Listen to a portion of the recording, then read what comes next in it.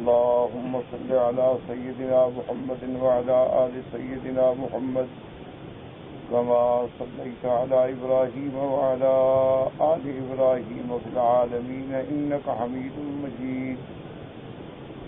قال الله تبارك وتعالى في كلامه المجيد: أعوذ بالله من الشيطان الرجيم. بسم الله الرحمن الرحيم. قل إنما أنا بشر مثلكم يوحى إلي أنما إلهكم إله واحد فمن كان يرجو لقاء ربه فليعمل عملا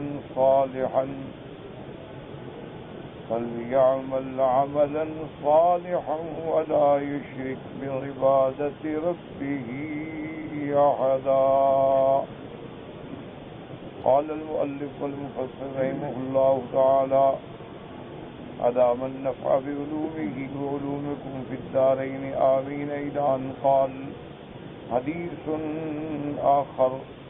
قال الحافظ أبو بكر البزار: حدثنا الحسن بن علي بن جعفر الأحمر قال حدثنا علي بن ثابت قال حدثنا قيس بن أبي حسين عن أبي صالح عن أبي هريرة رضي الله تعالى عنه قال قال رسول الله صلى الله عليه وسلم: يقول الله يوم القيامة: أنا خير الشريك من أشرك بي أحدا فهو له كله. اب مفسر رحمۃ اللہ علیہ اس آیت کی تفسیر مبارک بیان فرماتے ہیں کہ وَلَا يُشْرِكْ بِعِبَادَةِ رَبِّهِ أَحَدًا، کہ اپنے اعمال میں اور عبادات میں کسی قسم کا شرک نہ کرے. تو ایک تو وہ شرک ہے جو انسان کو ایمان کے مقابلے سے ہے، اور ایک شرک ہے جس کو شرک خفی کہتے ہیں، اس کو شرک جلی کہتے ہیں. شرک خفی کا معنی ہے ریا کا معنی دکھلاوا. ایک بندہ کوئی عمل کسی بندوں کو دکھلانے کے لیے کرتا ہے، معنی یہ ہے کہ اس کو اللہ کا شریک بنا رہا ہے. تو اس لیے اس حدیث سے مبارک میں آتا ہے، حضرت ابی ہریرہ روایت فرماتی ہیں، حضور صلی اللہ علیہ وسلم نے فرمایا قیامت والے دن اللہ فرمائیں گے کہ میں سب سے بہتر شریک ہوں. کیا مانا کہ دنیا میں دو شریک ہوتے ہیں، جب تقسیم کا وقت آئے تو وہ لڑتے ہیں نا، یہ مجھے زیادہ دو، وہ کہتا ہے مجھے زیادہ دو. اللہ فرماتے ہیں میں تو سب سے بہتر شریک ہوں، میرے عمل میں کسی کو شریک کرو میں سارا اسی کو دے دوں.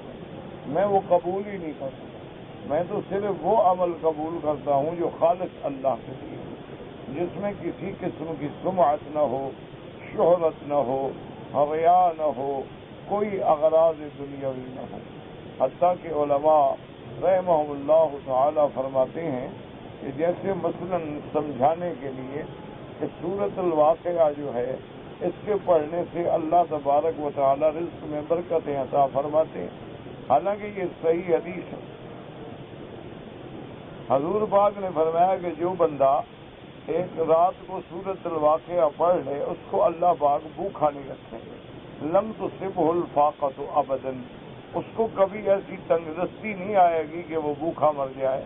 یہ معنی نہیں ہوتا کہ آدمی کے پاس جو بھی سورۃ فاتحہ پڑھے وہ کروڑ پتی بن جائے. معنی ہے کہ اس کو اللہ بھوک سے بچائیں گے، محتاجی سے بچائیں گے، احتیاج سے بچائیں گے. کیونکہ ہمارے اسی طرح جو واقعہ مبارک ہے کہ سیدنا امیر عثمان خلیفہ ثالث رضی اللہ تعالی عنہ حضرت عبداللہ ابن مسعود رضی اللہ تعالی عنہ جب بیمار ہوئے تو یہ وہ بیماری ہے جس میں حضرت عبداللہ ابن مسعود کی وفات، تو آپ تشریف لے گئے عیادت کے، کیونکہ مریض کی عیادت جو ہے یہ بھی سنت محمد مصطفیٰ صلی اللہ علیہ وسلم. آپ کی عیادت کے لیے تشریف لے گئے اور آپ نے فرمایا بماذا تشتکی، کہ کیا شکایت ہے، کیا تکلیف ہے. جیسے ہم پوچھتے ہیں نا بھی کیا آپ کو کیا تکلیف ہے، تو انہوں نے فرمایا کہ ذنوبی، مجھے تو اپنے گناہوں کا فکر ہے. لیکن عبداللہ ابن مسعود صحابی ہے، اور صحابی بھی وہ ہے جو فقہائے صحابہ میں ہے. اور فقیہ اتنا بڑی چیز ہوتی ہے کہ صحیح حدیث مبارک میں آتا ہے فقیہ واحد اشد علی الشیطان من 1000 عابد، کہ ایک فقیہ جو ہے وہ شیطان پر 1000 عابد سے بھی بھاری ہوتا ہے.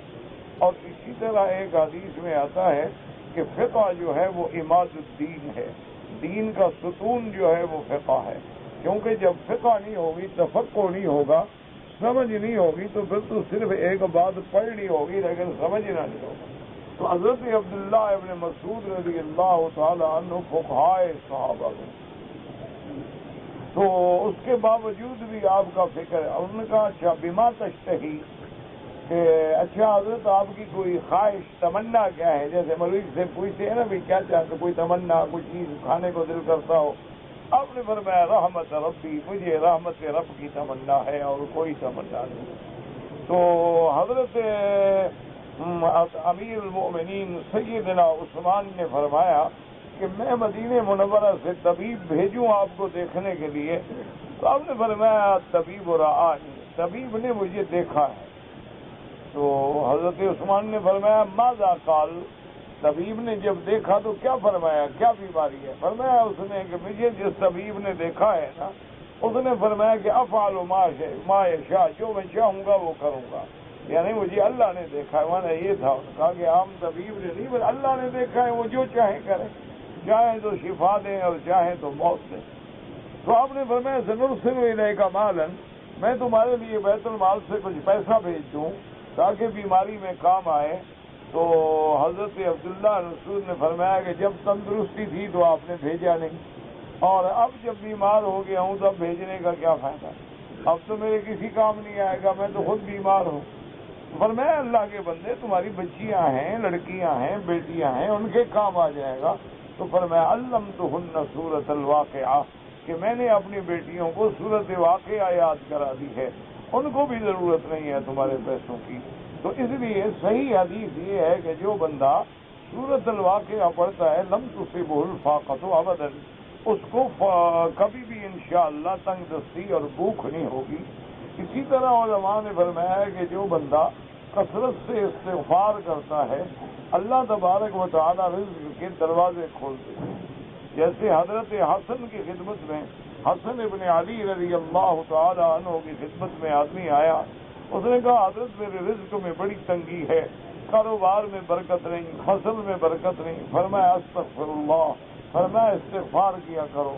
تو جب آپ کو ساتھیوں نے پوچھا، فرمایا اللہ کا قرآن میں وعدہ ہے تستغفروا ربکم انہ کان غفارا یرسل السماء علیکم مدرارا ویمددکم باموال وبنین ویجعل لکم جنات ویجعل لکم انہارا.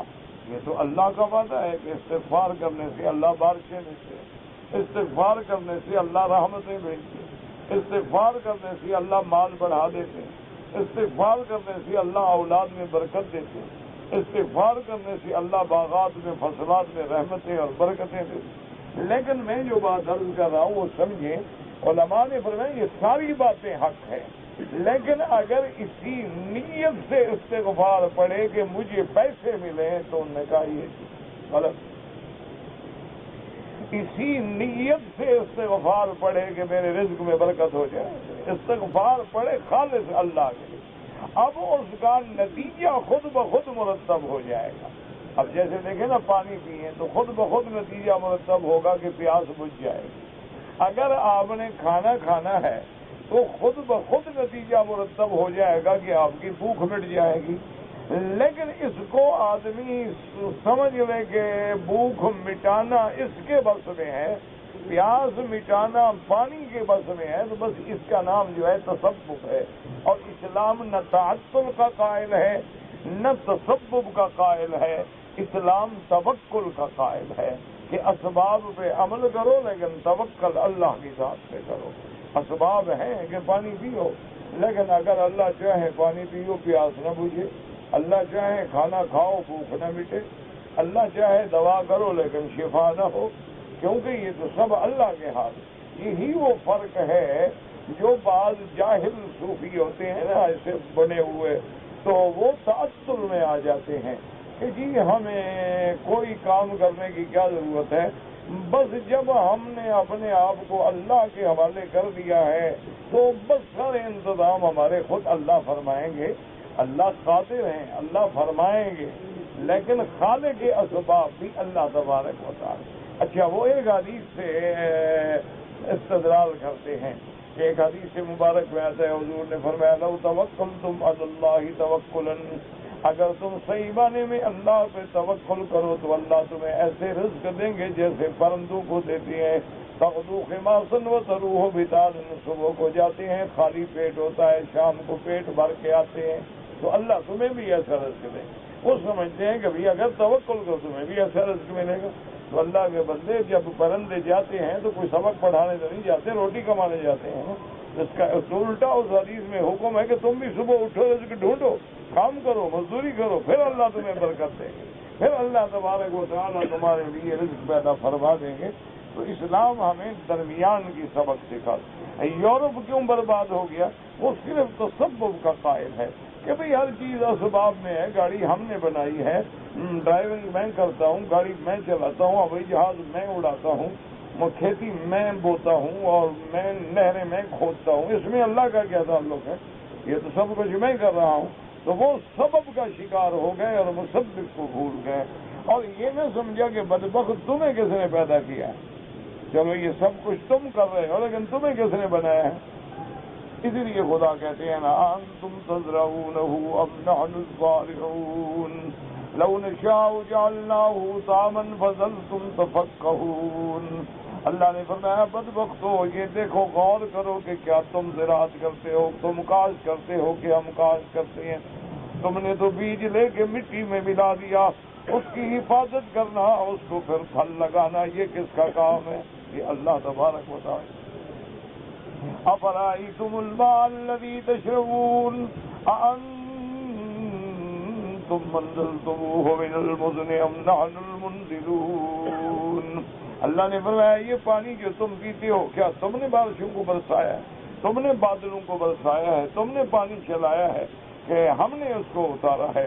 تو اس لیے مومن کا تعلق جو ہے وہ اسباب پہ عمل کرتا ہے لیکن توکل اللہ کی ذات پہ کرتا ہے، کہ تاجر ہے تجارت کرے، صنعت کار ہے صنعت کرے، ذمہ دار ہے زراعت کرے، مزدور ہے مزدوری کرے، ملازم ہے ملازمت کرے، لیکن سمجھے یہ کہ میرے اللہ کا سب کچھ ہے۔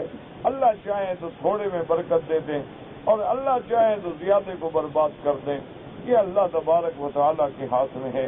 اب دیکھو نا جی، ایک آدمی ہے اس نے 1 لاکھ کما لیا، 1 لاکھ کمانے میں بیماری آئی اور 2 لاکھ لگ گئے۔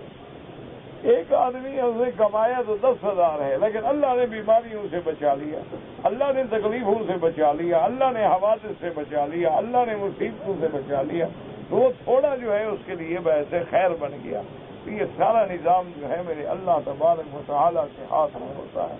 اسی لیے انسان جو ہے اس پہ توکل پہ عمل کرے اور اسباب کو بھی یہ سمجھے کہ اللہ کے پیدا کردہ اسباب ہیں، جیسے کہ ذوالقرنین کا پڑھ چکا اسباب سببا، کہ انہوں نے جو ہم نے اس کو اسباب دیے اس نے ان کو استعمال کیا، تبھی تو وہ مغرب الشمس پہ پہنچی اور مطلع الشمس پہ پہنچی۔ اسی لیے جب انہوں نے عرض کیا کہ مہربانی کریں ہمیں یاجوج و ماجوج سے فتنے سے بچانے کے لیے کوئی دیوار بنا دیں، تو آپ نے یہ تو نہیں کہا کہ سارے بیٹھ کے یہاں وظیفہ پڑھا کرو گا یاجوج ماجوج بھاگ جائیں گے؟ نہیں، آتونی زبر الحدید حتی اذا ساوا بین الصدفین قال انفخوا، فرمایا کہ لوہے کے ٹکڑے بناؤ، لوہے کی اینٹیں بناؤ اور اس کو درمیان میں رکھ کے آگ جلاؤ، جب یہ پگھل جائے تو اوپر تانبا ڈال دو۔ تو اسباب پہ عمل کیا، یہ نہیں کہ اسباب کو چھوڑ دیتے اور کہتے بابا اتنی مخلوق کو سارے بیٹھو وظیفہ پڑھو، ایک ٹانگ پہ کھڑے ہو جاؤ چیلا کرو گے، یاجوج ماجوج سارے بھاگ جائیں گے۔ اس لیے وظیفہ بھی پڑھو تو یقین اللہ پہ ہو، یہ نہیں کہ وظیفے نہ پڑھو، اللہ معاف کرے، حضور نے خود حکم دیا ہے سورۃ واقعہ پڑھو، حضور نے خود حکم دیا ہے کہ سورۃ الملک پڑھا کرو. حضور صلی اللہ علیہ وسلم ہر رات تلاوت فرماتے تھے. اسی طرح آیت الکرسی ہے، معوذتین ہیں، پڑھ کے اپنے بدن میں دم کیا کرو تاکہ اللہ تمہیں شیاطین الانس والجن کی فتنوں سے محفوظ رکھے. تو اس پہ حضور پاک، ورنہ اللہ کے نبی کو کیا ضرورت تھی پڑھنے کی اور پھونک مارنے کی، لیکن آپ نے امت کو سبق دیا کہ بھی صبح بھی اور عشاء کے بعد بھی 3 دفعہ سورۃ الاخلاص، قل هو اللہ احد، اور 3 دفعہ قل اعوذ برب الفلق، اور 3 دفعہ قل اعوذ برب الناس پڑھ کے دونوں ہاتھوں پہ دم کر کے سارے بدن پہ حضور صلی اللہ علیہ وسلم پھیرتے جہاں جہاں تک حضور کا ہاتھ جاتا. یعنی حتیٰ کہ حضور پاک نے اپنے بیماری مبارک میں بھی اس کو نہیں چھوڑا. بی بی عائشہ فرماتی ہے کہ یہ آیتیں میں تلاوت کرتی تھی لیکن حضور کے ہاتھوں پہ دم کر کے حضور کا ہاتھ پکڑ کے پھیر دیتی تھی، کیونکہ بی بی عائشہ جانتی تھی کہ جو برکت محمد مدنی کے ہاتھ میں ہے وہ کسی کے ہاتھ میں نہیں، کہ حضور کا ہاتھ نبی کا ہاتھ ہے، اللہ کے پیغمبر کا ہاتھ ہے، رحمت للعالمین کا ہاتھ ہے، وہ افضل الانبیاء والمرسلین کا ہاتھ ہے. تو اس لیے بی بی عائشہ یعنی آخر تک حضور نے عمل فرمایا. تو اس لیے ہمیشہ سواری پہ چڑھے تو پڑھے سبحان الذی سخر لنا ھذا، پانی پیئے بسم اللہ الرحمن الرحیم. حتیٰ کہ حکم ہے کہ حمام میں جائے تو کہیں اللہم انی اعوذ بک من الخبث والخبائث. حتیٰ کہ اپنی بیوی سے ملنے سے پہلے کہ اللہم جنب الشیطان عنا وجنبنا ما رزقتنا منہ. اسی طرح حضور پاک نے دعائیں سکھلائیں، اعوذ بکلمات اللہ التامات من شرہ وشر عبادہ ومن ہمزات الشیاطین وان یحضرون. ساری دعائیں بھری ہوئی ہیں. تو منع یہ ہے کہ اس پہ اللہ سے مانگو، ان پہ عمل کرو، لیکن یقین یہ رکھو کہ جو ہوگا میرا اللہ دے گا. تو اسی لیے جو بھی عمل کرو، نماز ہے، روزہ ہے، طواف ہے، خالص اللہ کے لیے کرو، دل میں کبھی ریا نہ آئے. اچھا اگر دل میں انسان ہے وسوسہ آ جاتا ہے، اس کا بھی علاج ہے اعوذ باللہ من الشیطان الرجیم، کہہ دیا لا حول ولا قوت الا باللہ العلی العظیم، کہہ دیا استغفر اللہ ربی العظیم.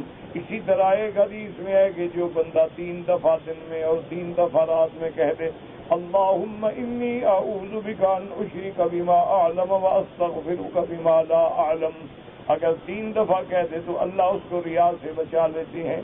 اس لیے فوراً ان چیزوں پہ عمل کرے. بندہ ہے خیال تو آ جاتا ہے، کون ایسا آدمی ہے جس کو خیال نہیں آئے گا؟ خیال آتا ہے لیکن اس سے بچنے کا حکم ہے. اور پھر یہ ہے کہ فوراً جب خیال آئے تو سوچو کہ بھئی میں نے تو آج 2 طواف کیے، لیکن اللہ کے بندے ہیں جو 20 طواف بھی کرتے ہیں، تو میرے 2 طواف کے ساتھ میں نے تو آج 4 رکعت نفل پڑھی ہے. اللہ کے بندے ہیں جو ایک رات میں 100 رکعت بھی پڑھتے ہیں، تو میری 4 رکعتیں کیا حیثیت ہے؟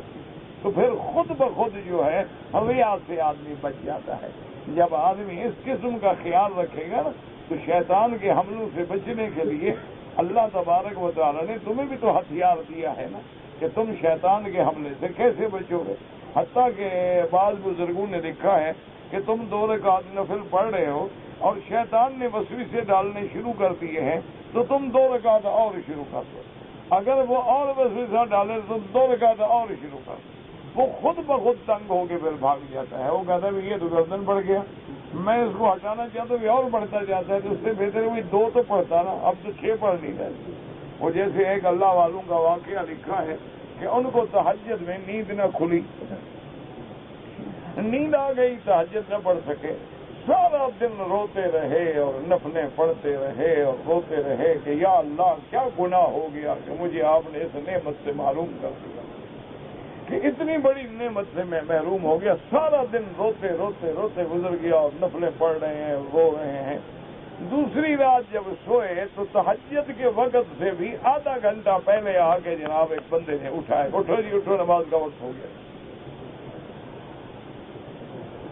وہ جب بیدار ہوئے حیران ہوئے کہ میرے کمرے میں کون آ گیا، تو فوراً خیال آیا کہ یہ تو ابلیس ہے ملعون. تو کہا کہ تم ابلیس نے کہا ہاں میں ہوں. نے کہا تم کیسے نماز کے لیے جگہ؟ نے کہا سارا دن جو تم نے مجھے مار ڈالا ہے اس سے بہتر ہے تہجد پڑھ لو، اس لیے میں نے تمہیں جگایا. تو اس دشمن کو مارنے کے بھی طریقے ہیں. اس کا مارنا یہ ہے اللہ کا ذکر کہ اللہ تبارک و تعالیٰ کے ذکر سے اس کو مار دو. اسی لیے بعض بزرگان جو ہے نا اسی لیے وہ زور دیتے ہیں نا ذکر پہ کہ چلتے پھرتے اٹھتے بیٹھتے ہر سانس میں ذکر آئے. ہر سانس جو ہے وہ اللہ کا ذکر بن جائے کہ سانس نکلے تو ذکر ہے اور داخل ہو تو ذکر ہے. تاکہ جب ذکر اس ترتیب سے آئے گا تو کسی بزرگ نے بڑی عجیب بات لکھی ہے اپنی ایک کتاب میں.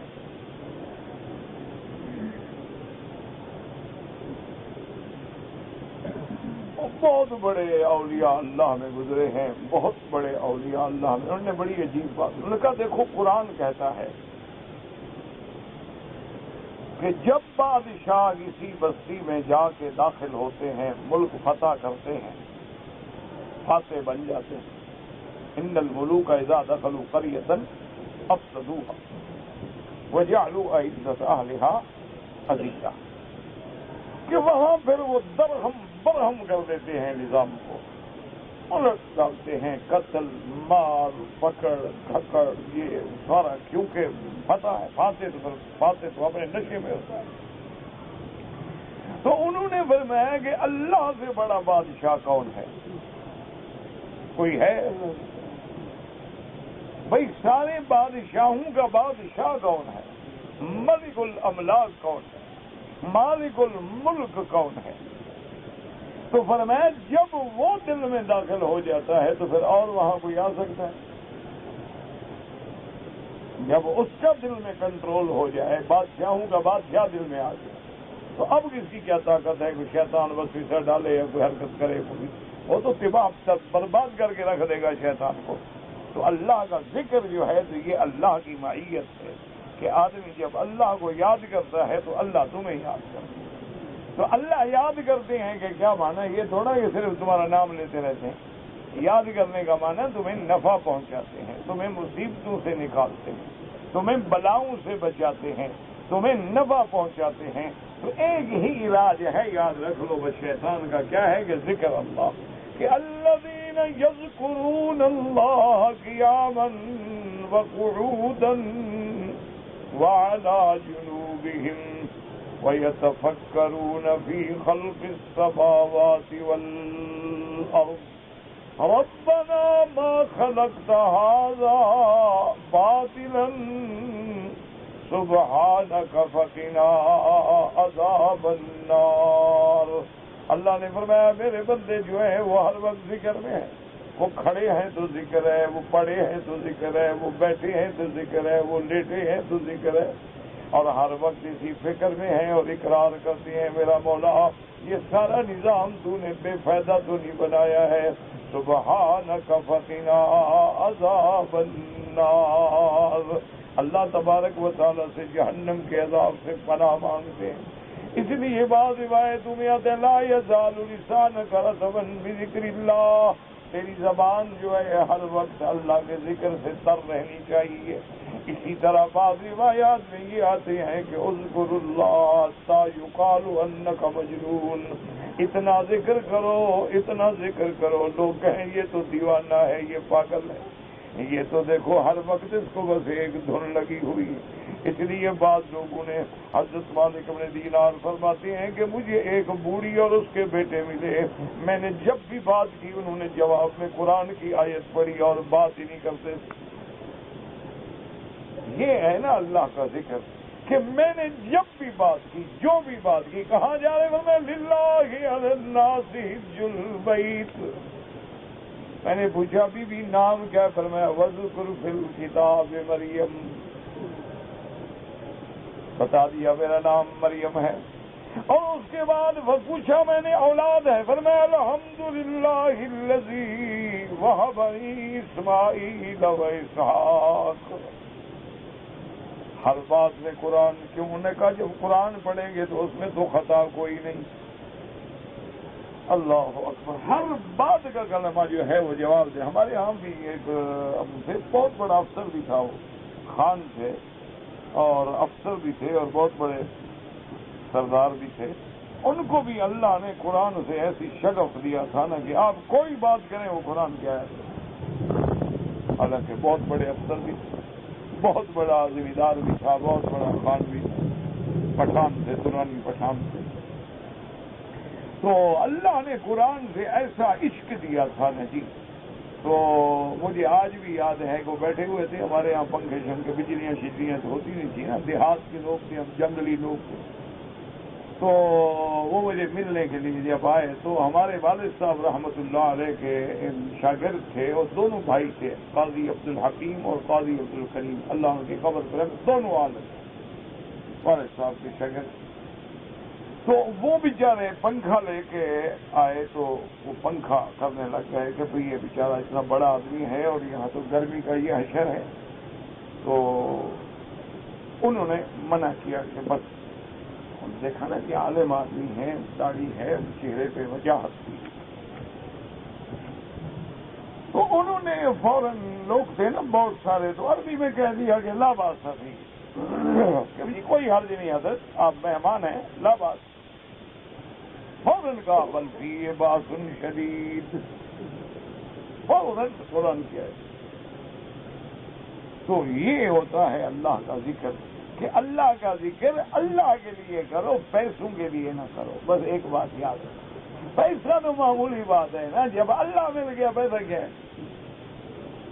حضرت نانوتوی رحمۃ اللہ علیہ کا واقعہ ہے نا، ایک مرید آیا حضرت کی خدمت میں، اس پرانے دور میں اس نے سونے کی گنیاں پیش کی، فرمایا بھائی کیا ہے؟ کہا حضرت آپ کے لیے لایا ہوں۔ فرمایا فقیر کو ضرورت نہیں۔ انہوں نے کہا حضرت آپ مہربانی فرما لیں، اگر آپ کو ضرورت نہیں تو مدرسے کو تو ضرورت ہے نا، مدرسے میں دے دیں۔ فرمایا بھائی مدرسہ آپ نے بھی دیکھا ہوا ہے، وہاں جا کے خود دے دیں، میں کیوں دوں بھائی؟ تو اب وہ بیچارہ پریشان، کیا کروں؟ اب عصر کی نماز تھی یا مغرب کی نماز تھی، اللہ عالم، نماز کا وقت آ گیا، سب نماز کے لیے چل پڑے۔ مرید بھی پکا عاشق تھا، اس نے یہ کیا کہ حضرت نے جوتے اتارے نہ کہ اس نے وہ گنیاں سونے کی جوتے کے اندر رکھ دی اور نماز پڑھی اور سلام پھیرا، سنتیں پڑھے بغیر بھاگ گیا۔ حضرت رحمت اللہ علیہ جب نماز پڑھ کے فارغ ہوئے اور جوتا پہننے کے لیے آئے تو سنت ہے نا کہ پہننے سے پہلے جوتے کو ہلاؤ تاکہ اس کے اندر کوئی بچھو کوئی کیڑا نہ ہو، ہلایا تو سونے کی اشرفیاں باہر جا پڑی۔ تو مسکرائے اور فرمایا کہ یہ ایسی بدبخت چیز ہے جو اس کے پیچھے بھاگے یہ آگے بھاگتی ہے، اور جو اس سے بھاگے ان کے پاؤں پڑتی ہے۔ یہ دولت ہے، چیز ہی ایسی ہے جو اس کے پیچھے بھاگے اور آگے بھاگے۔ ذہب کو ذہب کیوں کہتے ہیں؟ ذہب کیا، ذہب ذہبہ سے ہے نا، وہ کہیں ٹکتا تو ہے نہیں نا، اسے کیا بیٹے کو، بیٹے سے پوتے کو، پوتے سے چوتے کو، سب کو کیا، آخر میں بھی مان اللہ قبر میں گئے تو کوئی اور لے گیا، اسی لیے ذہب ہے۔ تو فرمایا کہ اس کے پیچھے بھاگو تو یہ اور آگے بھاگو، اور اس سے منہ موڑ لو تو یہ پھر پاؤں آگے بڑھتی۔ اس لیے ہمیشہ یاد رکھو، ذکر کرو، صورت واقعہ پڑھو، استغفار پڑھو، لیکن اللہ ایک منٹ میں بھی خیال نہ آئے کہ میں پڑھ رہا ہوں پیسہ ملے اور دولت ملے اور دنیا ملے۔ اللہ کے بندے، یہ دولت دنیا تو مداری بھی کما لیتی، یہ دولت دنیا تو کنجر بھی کما لیتے ہیں، طوائفیں بھی کما لیتی ہیں، یہ کون سی بڑی بات ہے؟ اصل بات تو یہ ہے کہ دولت کے مالک کو راضی کر لو، دولت کے خالق کو راضی کر لو۔ جب مالک مل گیا تو کسی اور چیز کی کیا ضرورت؟ اسی لیے بی بی رابعہ بصریہ رحمت اللہ علیہا جو بہت بڑی ولیہ گزری ہیں، جا رہی تھیں اور آپ کی تلامذہ بھی ساتھ تھی، راستے میں ایک آدمی رسہ باندھا ہوا تھا اور رستے کے اوپر چل کے وہ کرتب شرتب دکھا رہا تھا، تو لوگ پیسے ڈال رہے تھے۔ تو آپ نے اپنے ساتھیوں سے کہا کہ ھذا خیر من اصحابنا، یہ بندہ ہمارے لوگوں سے اچھا ہے۔ تو بیویاں چپ کر گئیں، تلامذہ تھی، جب گھر میں آئے انہوں نے کہا بیوی عجیب بات ہے، وہ سرکس ہے، تماشے کر رہا ہے، ہم اللہ کی نمازیں پڑھ رہے ہیں، ذکر کر رہے ہیں، وہ ہم سے اچھا ہے۔ پر میں ہاں یکسب الدنیا بالدنیا وَنَحْنُ نَكْسِبُ الدُّنْيَا بِالدِّينِ، وہ دنیا کو دنیا کے ذریعے کما رہا ہے اور ہم دنیا کو دین کی شکل میں کماتے ہیں کہ مولوی بن کے بیٹھے ہیں اور پیر بن کے بیٹھے ہیں اور لوگ نذرانے دے رہے ہیں کہ حضرت سبحان اللہ، پیسے دے رہے ہیں جناب سبحان اللہ حضرت کو۔ علامہ اقبال تھے نا، بڑا ملنگ آدمی تھا، قلندر آدمی تھا، اللہ اس کی قبر پہ کروڑوں رحمتیں کرے۔ اس کی دوستی تھی اور اس کی دوستی سب سے تھی، اس قسم کے قلندر آدمی ہوتے ہیں نا، ان کی مجلس میں سب آتے ہیں۔ مولانا صلاح اللہ جیسا اہل حدیث کا عالم وہ بھی آتا تھا اور بڑے بڑے پیر بھی آتے تھے۔ تو بیٹھے پیر صاحب ایک آئے ہوئے تھے، وہ علامہ صاحب کے پاس شام کو مجلس ہوتی تھی، حکا شکا چلتا رہتا تھا علامہ صاحب کا۔ تو بیٹھے ہیں تو ان کا ایک مرید آیا۔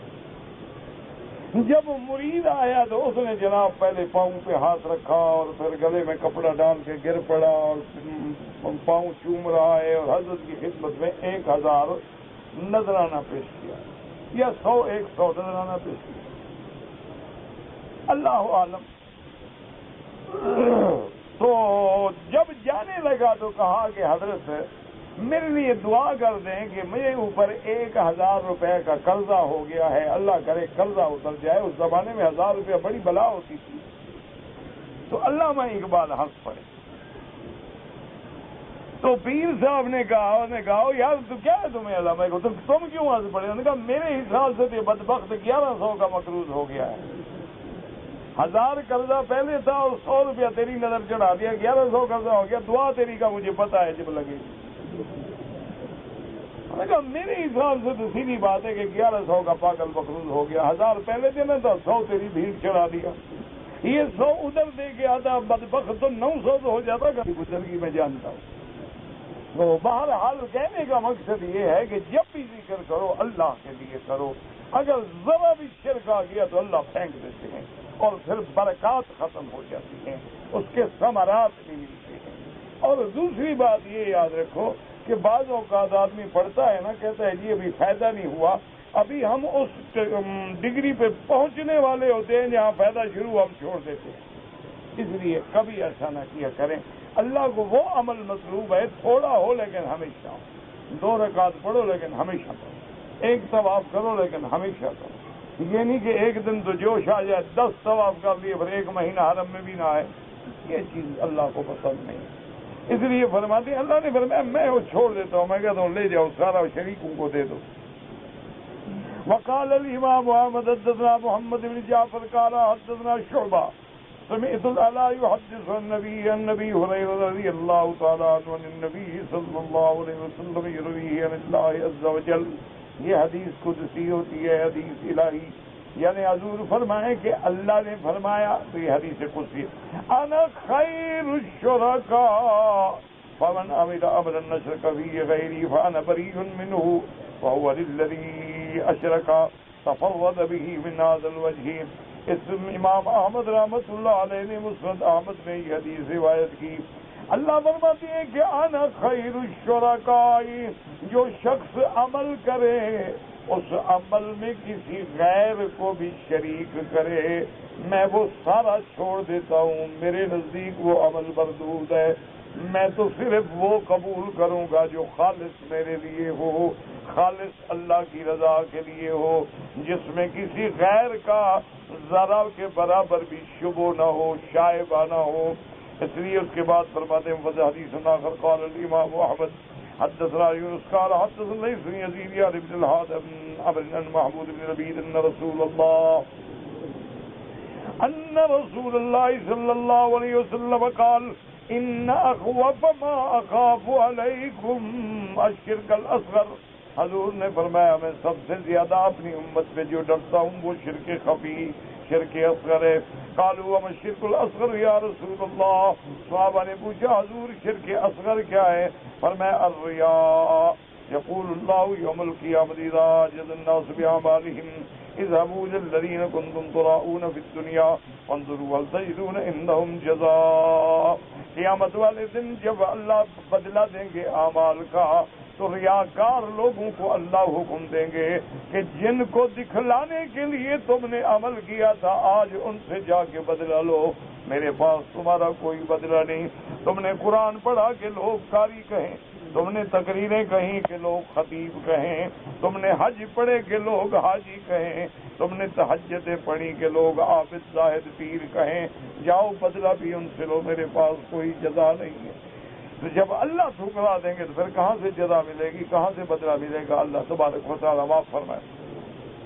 حدیث آخر قال الامام احمد حدثنا محمد بن بكير قال اخبرنا عبد الحميد يعني بن جعفر قال اخبرني ابي عن زياد بن مينا النبي سعيد بن ابي فضالة الانصاري وكان من الصحابة انه قال سمعت رسول الله صلى الله عليه وسلم يقول اذا جمع الله الاولين والاخرين اليوم لا ريب فيه، کہ جس دن اللہ اولین و آخرین کو جمع کریں گے، یعنی قیامت کے دن جس کے وقوع میں شک کوئی نہیں، نادا منادن، اللہ کے حکم سے فرشتہ آواز دے گا، من اشرک فی عمل عمله للہ احدا فلیطلب ثوابه من عند غیر اللہ فإن اللہ اغنى الشرکاء عن الشرک، اخرجہ الترمذی وابن ماجہ من حدیث محمد وهو البرصائی برصانی بھی۔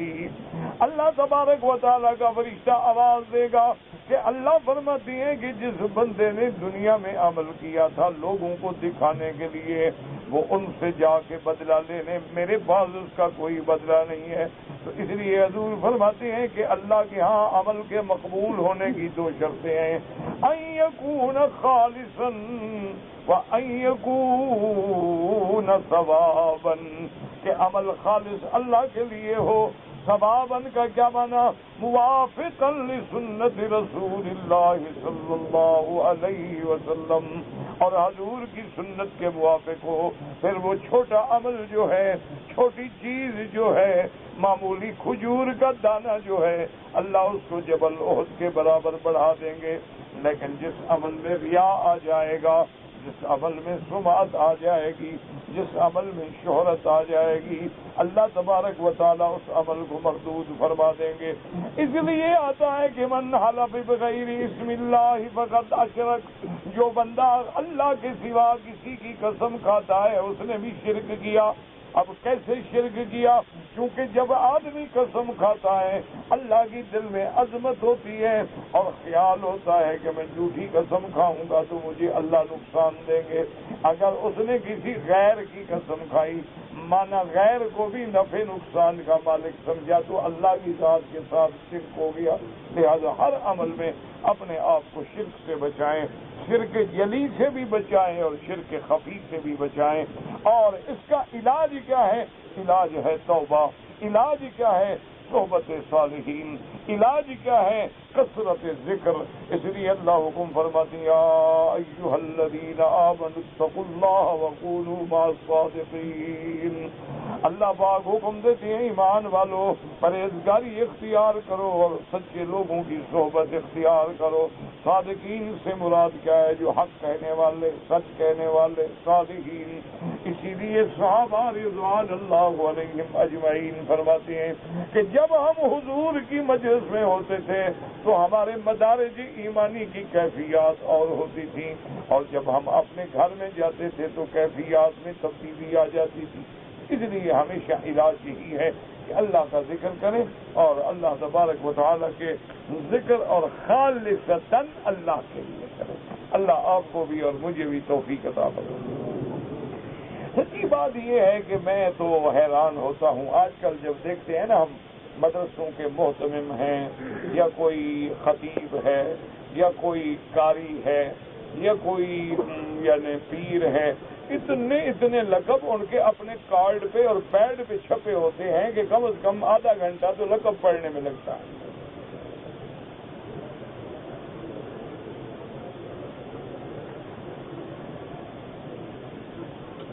عجیب عجیب لقب ہوتے ہیں اور ایسے لقب کہیں سے نکال کے ڈھونڈ کے لے آتے ہیں، غزالی دوران، عالم بے بدل۔ اللہ کے بندے خوف خدا کرو، بے بدل اللہ کی ذات ہے اور کون بے بدل ہے؟ بھئی اللہ کی مثل کوئی نہیں نا، باقی کیا ہے؟ فوق کل ذی علم علیم، ہر عالم سے بڑا عالم ہے۔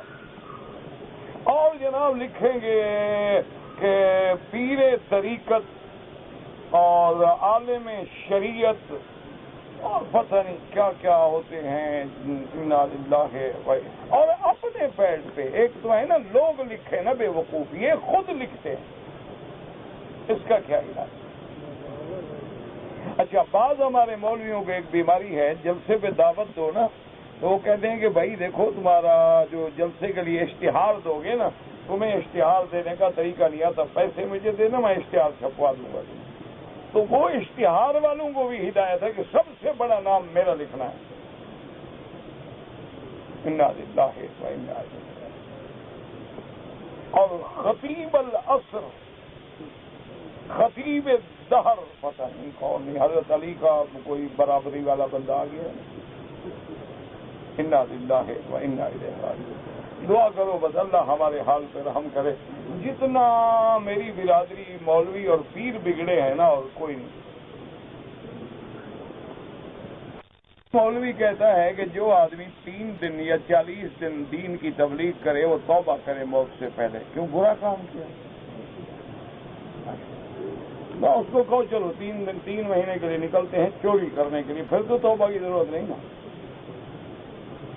اللہ ہدایت دے. بس دعا کرو. اب جب دماغ خراب ہو جائے تو یہی ہوتا ہے. جب اللہ کسی سے ناراض ہوتا ہے نا تو اپنے اولیاء کا دشمن بنا دیتا ہے. اب اللہ والوں کا آدمی دشمن بن جاتا ہے. سورت کہف کی کم از کم یا تو پہلی 10 آیتیں پڑھیں، اور بعض حدیث میں ہے کہ پہلی بھی اور آخری بھی 10 آیتیں پڑھیں. لیکن سب سے بڑی فضیلت ہے کہ جمعہ کے دن جو سورت کہف پوری پڑھے گا اس کے لیے اللہ نور بنائیں گے جو زمین سے لے کر آسمان تک ہوگا قیامت میں. اس لیے سورت کہف، اور ہفتے میں 1 دفعہ پڑھنے میں کون سی مشکل ہے بھائی؟ مشکل بھی کون سی بات. اچھا، اور سورت کہف کے پہلی 10 آیتیں اور آخری 10 آیتیں اگر آپ روزانہ پڑھ لیں تو کوئی دشمن آپ پہ قابو نہیں ہوتا.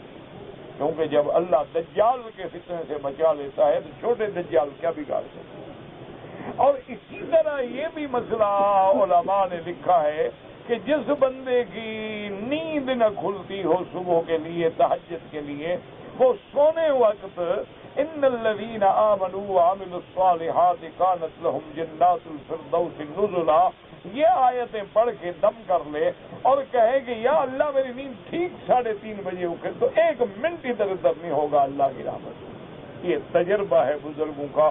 اللہ اعلم، میں نہ بزرگ نہ میرے تجربے، سنی ہوئی باتیں آپ کو سنا دیتا ہوں، باقی آپ جانے آپ کا کام کریں.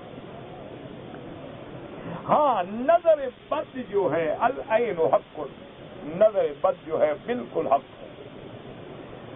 اور اس کا علاج یہ ہے کہ اگر تمہیں یہ پتہ چل جائے نا کہ اس بندے کی نظر لگی ہے تو اس کو فوراً کہو کہ وضو کرے اور غسل کرے، ایک برتن میں کھڑا ہو جائے اور وہی پانی جا کے اس جس کو نظر لگی اس پہ ڈال دو، 1 منٹ میں ٹھیک ہو جائے. سب سے پہلا علاج جو ہے وہ یہ ہے. اور یہ علاج بھی حضور پاک نے فرمایا. ایک صحابی غسل کر رہے تھے، دوسرے کی نظر جو پڑی انہوں نے کہا یار کمال ہے، ایسا خوبصورت بدن تو میں نے دیکھا ہی نہیں. وہ بیچارہ گر گیا. فوراً حضور کو خبر دی گئی. آپ نے فرمایا ہلکتا عقیقہ، کہ تم نے اپنے بھائی کو قتل کر دیا، ادھر جلدی کرو غسل کرو. اس نے جلدی سے غسل کیا. تم نے فرمایا اس پہ پانی ڈالو. تو جب پانی ڈالا گیا صحابہ کہتے ہیں ایسے کھڑا ہو گیا جیسے کوئی آدمی جکڑا ہوا ہو اور کھل جائے، سارا اثر جو تھا وہ ختم ہو گیا. اور اسی طرح بزرگوں نے لکھا ہے، یہ حدیث میں نہیں ہے یاد رکھو، لیکن ہمیں اعتقاد ہے، یقین ہے کہ اہل اللہ جو ہیں وہ ایسی بات نہیں کہتے، کیونکہ قرآن خود کہتا ہے وَنُنَزِّلُ مِنَ الْقُرْآنِ مَا هُوَ شِفَاءٌ، کہ اللہ کا قرآن شفا ہے. تو جب امراض باطنیہ کے لیے شفا ہے تو امراض ظاہریہ تو کوئی چیز ہی نہیں ہے. امراض روحانی کی جب وہ شفا ہے تو جسمانی کیا چیز ہے. تو ان لوگوں نے ایک تجربہ لکھا ہے کہ قرآن پاک کی جو سورت ہے نا، سورت القلم، سورت نون والقلم یوں سمجھ لو، کیونکہ اس کا نام سورت نون بھی ہے سورت قلم بھی ہے. تو اس کی جو آخری آیت ہے وَإِن يَكَادُ الَّذِينَ كَفَرُوا لَيُزْلِقُونَكَ بِأَبْصَارِهِمْ، کیونکہ کافروں نے ایک بندہ تھا اس کی نظر بڑی لگتی تھی بدبخت کی، اس کو ڈھونڈ کے لے آئے کہ حضور کو نظر لگائے. دشمن تو دشمن ہے نا، تو اس کو ڈھونڈ ڈھانٹ کے لے آئیں گے حضور اچھا نظر لگانے والا چاہے نا کہ میں نظر لگاؤں تو نہیں لگتی، یہ بھی قدرت کی بات ہے، اور جب لگنے پہ آئے تو ماں باپ کی بھی اپنی اولاد کو لگ جاتی ہے، یہ اللہ کا نظام ہے، اللہ کے ہاتھ میں ہے۔ تو اللہ نے یہ آیت اتاری قرآن کی وَإِن يَكَادُ الَّذِينَ كَفَرُوا لَيُزْلِقُونَكَ بِأَبْصَارِهِمْ لَمَّا سَمِعُوا الذِّكْرَ وَيَقُولُونَ إِنَّهُ لَمَجْنُونٌ وَمَا هُوَ إِلَّا ذِكْرٌ لِّلْعَالَمِينَ۔ تو بعض علماء نے لکھا کہ اگر یہ آیت مبارک پڑھ کے اس آدمی پہ دم کیا جائے تو اللہ پاک اس کو نظر بد سے بچا لیتے ہیں۔ اسی طرح ایک رقیہ مبارک بھی ہے حدیث میں، بسم اللہ ارقیک من کل شیء یؤذیک من شر کل نفس او عین حاسد یؤذیک اللہ یشفیک۔ تو یہ بھی حضور پاک نے فرمایا ہے، اور اسی طرح اور لوگوں نے بھی بڑی بڑی چیزیں لکھی ہیں، بسم اللہ حبس حابس شجر یابس شہاب قابس ردت عین العائن الیہ اللہ اعلم۔ بہرحال اس پہ اعتقاد رکھیں جو قرآن و حدیث میں ہے، اس پہ ہمارا ایمان ہے، ایقان ہے، اور باقی باتیں اللہ عالم، ہو سکتا ہے فائدہ ہو یا نہ ہو، لیکن جب قرآن حدیث ملتا ہے تو سبحان اللہ۔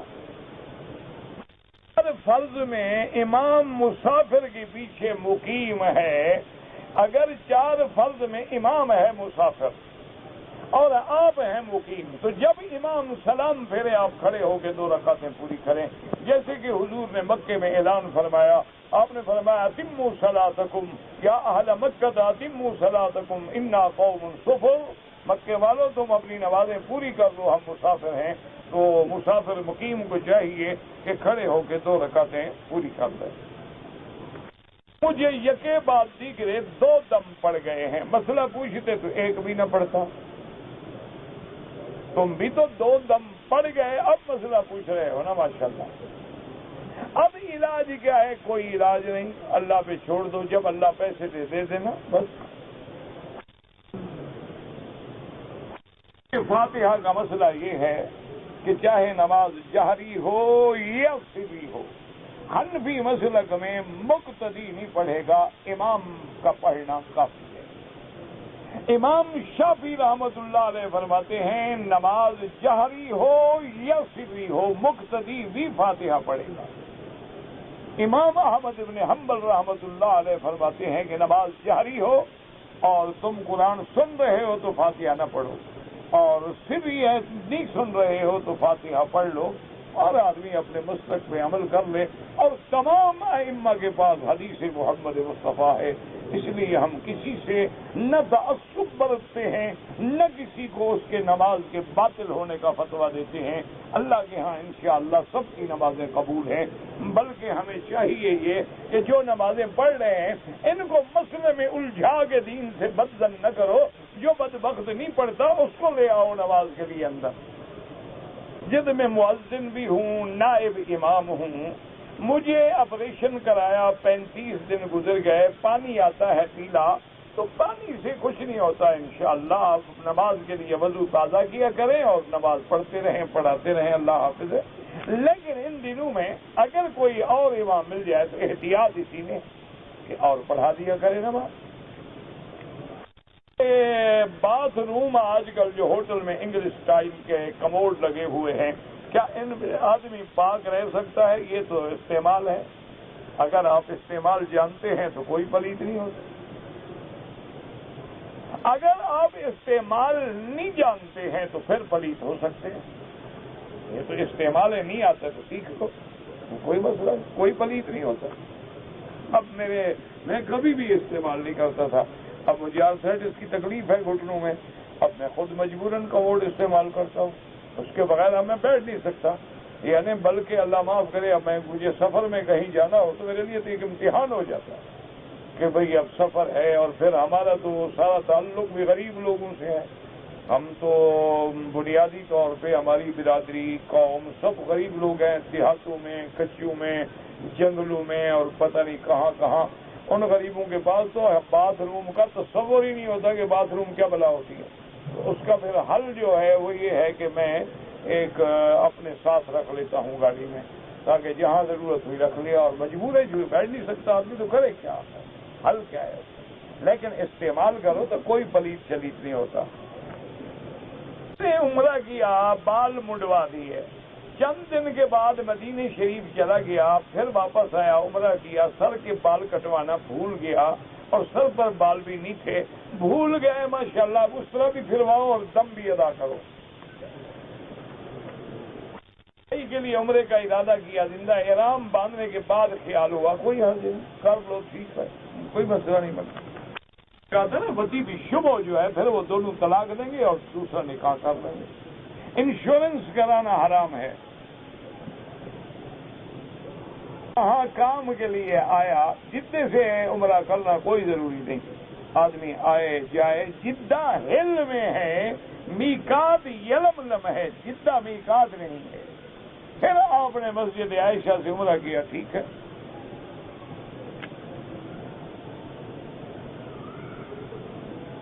نظر لگ جاتی ہے اور نظر لگنے سے جان بھی جا سکتی ہے، بالکل جا سکتی ہے، نظر لگتی ہے۔ اور محاورہ ہے عربوں کا کہ ان یجعل الرجل فی القبر والجمل فی الغدر، کہ نظر ایسی بلا ہے کہ بندے کو قبر میں پہنچا دیتی ہے اور اونٹ کو دیگچی میں پہنچا دیتی ہے۔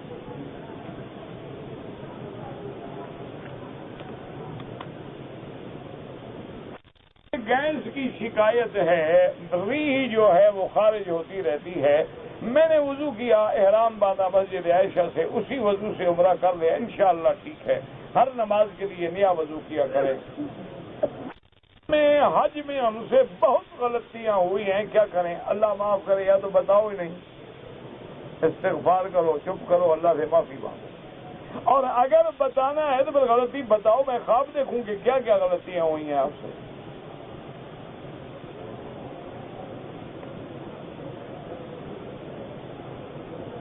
کہتے ہیں جی کہ میں نے بعض لوگوں کو دیکھا ہے کہ حرم شریف میں سوئے ہوئے ہوتے ہیں، اٹھ کے نماز شروع کر دیتے ہیں، اور ایسے لیٹے ہوں گے، نیند نہیں آئی ہوگی، اللہ عالم، نیند آ جائے تو وضو ٹوٹ جاتا ہے۔ اصل میں اللہ کے نبی کی نیند ناقض نہیں نا وضو کی، تو یہ لوگ اپنا عقل سے حدیث سمجھتے ہیں تو یہی مسئلے بنتے ہیں۔ اللہ تبارک و تعالیٰ، حالانکہ اللہ کے نبی کی نیند اور ہے، آپ نے فرمایا تنام عینایا ولا ینام قلبی، میری آنکھیں سوتی ہیں لیکن میرا دل نہیں سوتا۔ تو کیا تم اس مقام پہ پہنچ گئے ہو؟ خدا کا خوف کرو۔ جب خود سمجھو گے نا قرآن حدیث، یہی حال ہوگا۔ مربع بغیر مربی کے نہیں بنتا، کپڑا بغیر درزی کے نہیں کٹتا۔ لوہار کے بعد لے جاؤ جی مجھے قمیض سی دو، انشاءاللہ ایک ہی دھکے میں سی دے گا۔ اور سنار کے بجائے زیور لوہار سے بنواؤ تو ماشاءاللہ ایسا بنائے گا کہ ایک ہی چوٹ میں سارا سونا سیدھا ہو جائے گا انشاءاللہ۔ نہ میرا جو ہے وہ ساری عرفات میں داخل نہیں ہے، اس کا آدھا حصہ جو ہے حدود عرفات سے خارج ہے۔ آدمی آیا ہے عمرے پہ،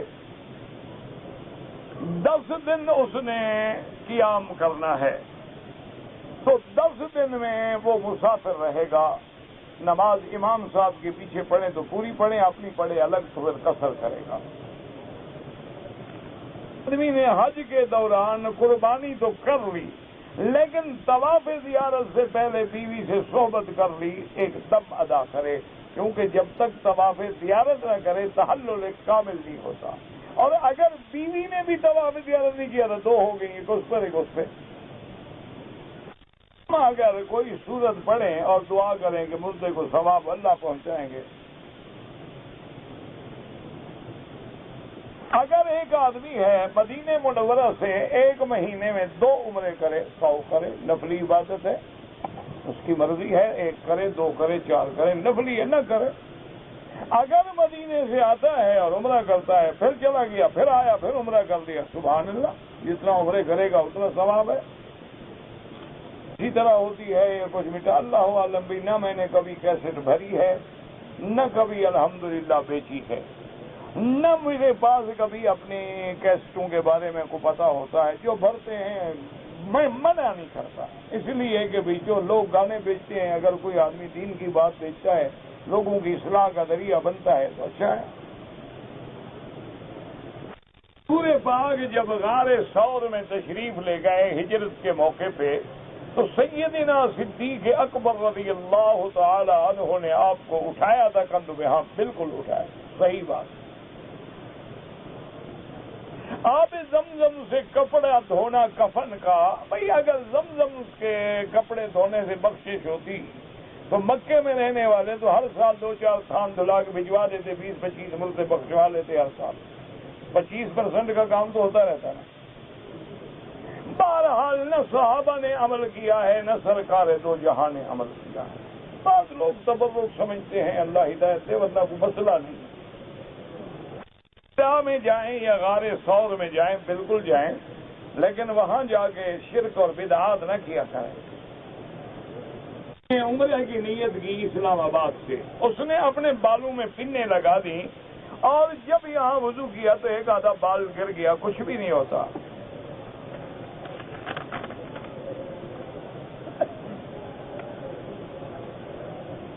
ایک آدمی نے 9 ذی الحج کو دن میں عرفات نہیں کیا، مغرب کے بعد عرفات میں پہنچا اور فجر کی نماز کے وقت تک وقوف کیا. اس کا حج تو ٹھیک ہو گیا، لیکن مزدلفہ میں وقوف نہ کرنے کی وجہ سے دم پڑ گئی. اس کو تو وہاں سے رات کو آ جانا جی، وہاں 10 منٹ بیٹھتا آ جاتا، پھر ساری رات وہاں کیوں بیٹھا رہا. میں نے کہا نا موسم ٹھنڈا ہے، ٹھیک ٹھاک جگہ ہے، رش بھی نہیں ہے. اپنے والد کے سامنے بولا کہ اگر میں دوبارہ بازار میں مال بیچوں تو میری بیوی کو طلاق. مال تم بیچو، طلاق بیوی کو. بیوی نے مال بیچا ہے. بہرحال یہ حنفی مسلک میں تو بڑا مشکل مسئلہ ہے، طلاق ہو جائے.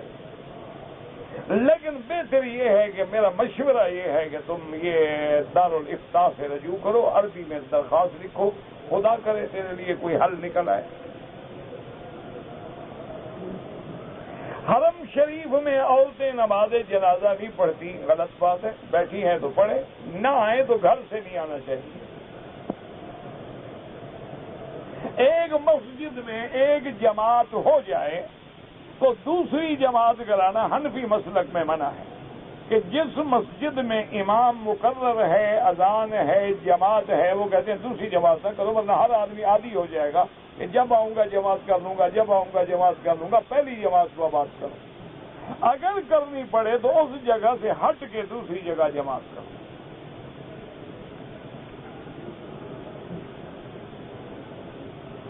کہتے جی تفسیر ابن کثیر خریدنا چاہتا ہوں، کتنے کی ملے گی؟ میرا کوئی دکان ہے. اب یہ مسئلہ بھی مجھ سے پوچھ رہے ہیں، دکان سے جا کے پوچھ رہے ہیں. مولوی مفت ہو تو پھر یہ سزا بھگتنی پڑتی ہے.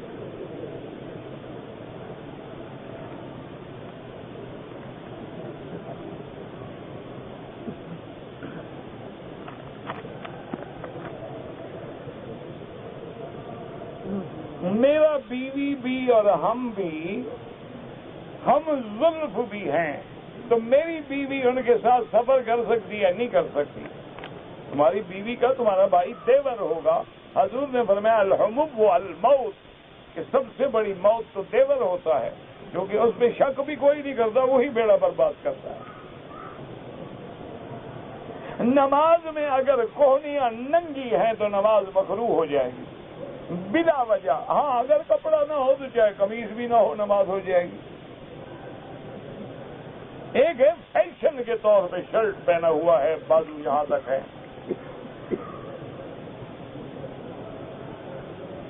کہتے ہیں جی کہ سیرت النبی کا جلسہ رکھا جائے، وہ 1,00,000 دفعہ رکھے، لیکن صرف اسی تاریخ کو رکھنا ہے، سارا سال سیرت یاد نہیں ہے. وجہ کیا ہے آپ؟ بھائی سارا سال حضور کی سیرت بیان کریں نا، صرف 12 کو کیوں کرتے ہیں؟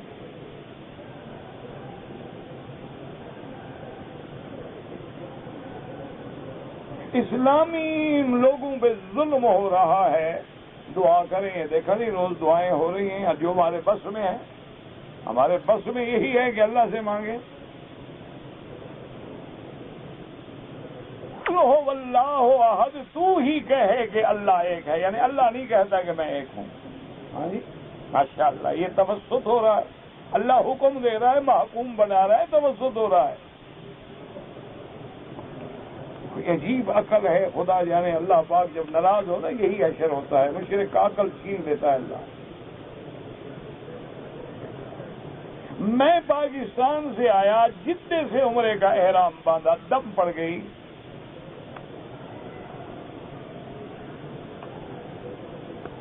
کہتے ہیں جی کہ یہاں مقامی لوگوں سے نرمی کرتے ہیں، ہم سے سختی کرتے ہیں، مقامی زبان سمجھ کے مان لیتا ہے، تم نہ سمجھ کے ضد کرتے ہو، کیا کریں؟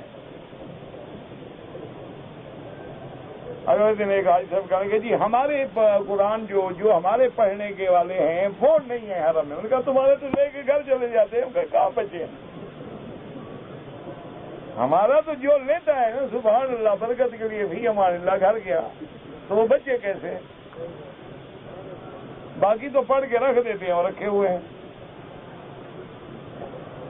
اعضاء وضو کو 3 دفعہ دھونا جو ہے سنت ہے، زیادہ نہ دھوئیں، منع ہے۔ جو لوگ اپنے آپ کو سنی کہتے ہیں اور بشریت کا انکار کرتے ہیں وہ سنی کا مسلمان ہی نہیں۔ بشریت کا اقرار کرنا تو اللہ کے قرآن کا حکم ہے، جو آدمی انبیاء کی بشریت کا منکر ہو تو کافر ہو جاتا ہے، سنی کیسے بنے گا؟